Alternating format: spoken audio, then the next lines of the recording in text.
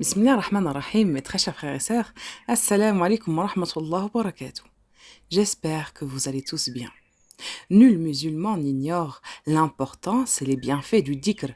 Chacun sait en effet que le dhikr représente l'un des meilleurs moyens pour le musulman de se rapprocher d'Allah Azzawajal qui a d'ailleurs dans de nombreux passages coraniques incité les croyants à le pratiquer en vantant ses mérites. Allah Azzawajal dit: vous qui croyez, invoquez fréquemment le nom d'Allah. Surat Al-Ahzab, verset 41. Et le Très-Haut dit: une fois les rites du pèlerinage achevés, glorifiez et louez Allah de la même manière que vous louez vos ancêtres, voire avec plus de ferveur. Surat Al-Baqarah, verset 200. Par ailleurs, le Très-Haut fait l'éloge de ceux qui, debout, assis ou allongés sur le côté, invoquent le nom d'Allah. Dans Surat Al-Imran, verset 191. Le Très-Haut dit de même: à ceux et celles qui invoquent souvent son nom, Allah réserve son pardon et une immense récompense. Surat Al-Ahzab, verset 35. Donc, dans ces versets, le Très-Haut ordonne donc aux croyants d'invoquer son nom assidûment. En effet, l'adorateur d'Allah a grandement besoin du dhikr, dont il ne peut se passer un seul instant. Et le serviteur d'Allah sera interrogé sur chaque moment de sa vie où il n'invoque pas le nom d'Allah Azzawajal et ne se souvient pas de lui. Et ce qu'il perd en délaissant le dhikr est bien plus grand ce qu'il croit gagner dans les activités qui les détournent de son Seigneur. En outre, il regrettera amèrement cette insouciance lorsqu'il rencontrera Allah Azzawajal le jour de la résurrection. Il y a même un autre hadith qui est terrifiant, c'est dans les Sunan d'Abu Daoud et Al-Mustadrak d'Al-Hakim, notamment d'après Abu Huraira radiallahu anhu, que le messager d'Allah sallallahu alayhi wa sallam a dit: il n'y a pas d'homme qui quitte une assemblée dans laquelle ils n'ont pas invoqué le nom d'Allah Azzawajal sans qu'il ne soit amené à le regretter le jour de la résurrection. En effet, c'est comme s'ils avaient quitté la charogne d'un âne. A'oudhu billah. La tradition du prophète sallallahu alayhi wa sallam regorge d'ailleurs de hadiths qui indiquent le mérite, le rang et la valeur du dhikr, ainsi que ses nombreux bienfaits pour ceux et celles qui invoquent souvent le nom d'Allah Azzawajal. Mentionnons par exemple ces paroles rapportées par Al-Tirmidhi ibn Majah al-Hakim pour lequel le hadith est authentique, ce qui confirme Al-Dahabi d'après Abu Darda radiallahu anhu, selon qui le messager d'Allah sallallahu alayhi wa sallam a dit: voulez-vous que je vous indique l'œuvre la plus méritoire et la plus pure pour votre maître, celle qui élève le plus votre rang et qui est plus méritoire que de dépenser l'or et l'argent par obéissance à Allah ou de rencontrer et affronter l'ennemi? Ils disent bien sûr. Alors il dit: invoquez le nom d'Allah le Très-Haut.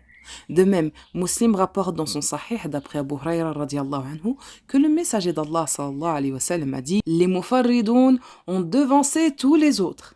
Les compagnons demandèrent: qui sont les mufarridoun, ô messager d'Allah? Il répondit: les hommes et les femmes qui ne cessent d'invoquer le nom d'Allah et de se souvenir de lui. En outre, Al-Bukhari rapporte d'après Abu Musa al-Ash'ari radiallahu anhu que le prophète sallallahu alayhi wa sallam a dit: celui qui invoque le nom de son Seigneur et celui qui ne l'invoque pas sont respectivement comparables aux vivants et aux morts. Subhanallah. Les hadiths allant dans ce sens sont d'ailleurs nombreux. Il y a plein de hadiths qui parlent sur le mérite du dhikr et subhanallah, il y a plus de 70 intérêts pour le musulman à se consacrer au dhikr. Subhanallah. Vous avez vu les nombreux bienfaits du dhikr. Et l'un des intérêts du dhikr est donc qu'il permet aussi de chasser Satan, de le briser et de lui retirer tout pouvoir sur le croyant. Allah Azzawajal dit: à celui qui se détourne de la révélation du tout miséricordieux, nous y citons un compagnon inséparable, un démon. Et il dit: lorsque les pieux croyants sont tentés par Satan, ils se souviennent d'Allah et aussitôt redeviennent clairvoyants. Surat Al-A'raf, verset 201. Par ailleurs, il est rapporté de sources sûres dans le Musannad de l'imam Ahmed ainsi que le Jami' de l'imam At-Tirmidhi, Al-Mustadrak d'Al-Hakim, notamment à travers une chaîne authentique d'après le récit d'Al-Harith Al-Ash'ari, que le prophète sallallahu alayhi wa sallam a dit: Allah, gloire à lui, a ordonné à Jean, fils de Zacharie, de mettre en pratique 5 commandements et d'imposer aux fils d'Israël d'en faire autant. Or Jean faillit s'attarder à exécuter l'ordre d'Allah. Si bien que Jésus, alayhi salam, lui fait remarquer: Allah t'a ordonné de mettre en pratique 5 commandements et d'imposer aux fils d'Israël d'en faire autant. Soit donc tu les imposes, soit je m'en charge. Jean répondit: je crains que si tu me devances, d'être englouti par la terre ou châtié. Jean rassembla donc les Hébreux dans le temple de Jérusalem, qui fut bondé. Certains prennent même place sur les murailles et s'adressent à eux en ces termes: Allah m'a ordonné de mettre en pratique 5 commandements et vous les a imposés également. Et subhanallah, Jean leur ordonna alors de vouer un culte exclusif à Allah Azzawajal, d'accomplir la prière, de jeûner et de faire l'aumône avant de mentionner le 5e commandement, disant: je vous ordonne enfin de mentionner le nom d'Allah, car celui qui mentionne le nom d'Allah est à l'image d'un homme pourchassé par ses ennemis qui se précipite dans une forteresse imprenable où il trouve refuge. Et il en va de même du serviteur d'Allah qui ne se préserve de Satan que par le dhikr. Vous avez entendu, mes très chers frères et sœurs? C'est incroyable, non? Selon l'érudit Ibn al-Qayyim, qu'Allah lui fasse miséricorde, ce hadith est d'une si grande valeur que chaque musulman est tenu de le mémoriser et de le méditer. Donc ce récit indique en effet l'immense mérite du dhikr qui permet de chasser Satan et de mettre le croyant à l'abri de ses manœuvres. Le dhikr y est en effet comparé à une forteresse imprenable et un refuge sur qui permet aux serviteurs d'Allah de se protéger de cet ennemi acharné qui est Shaitan, Satan.